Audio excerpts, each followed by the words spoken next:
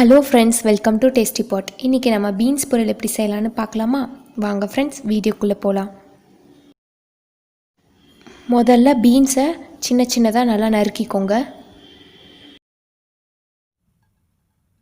இப்போது ஒரு பேனில் 1 டேபிள் ஸ்பூன் எண்ணெய் விட்டுக்கோங்க.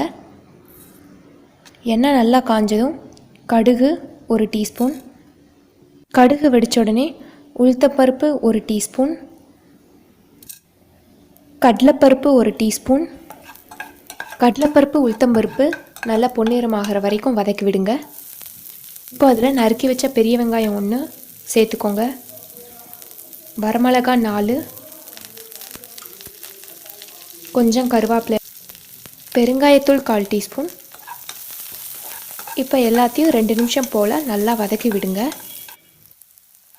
இப்போ நாம் அரிஞ்சு வச்சுருக்க பீன்ஸை உள்ளே சேர்த்துக்கலாம்.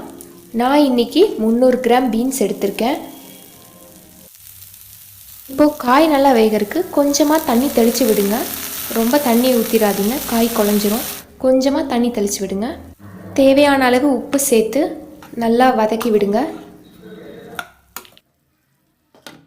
இப்போ ஒரு 10லேருந்து 15 நிமிஷம் அப்படியே இருக்கட்டும். 10லேருந்து 15 நிமிஷம் ஆயிடுச்சு. காய் நல்லா வெந்துருச்சு.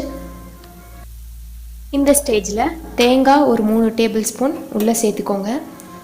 சேர்த்து நல்லா கிளறுங்க. கிளறி இறக்கி வச்சா பீன்ஸ் பொரியல் தயாராகிடுச்சு. நீங்களும் ட்ரை பண்ணி பார்த்துட்டு எப்படி இருக்குன்னு கமெண்ட் பண்ணுங்கள். Thank you friends.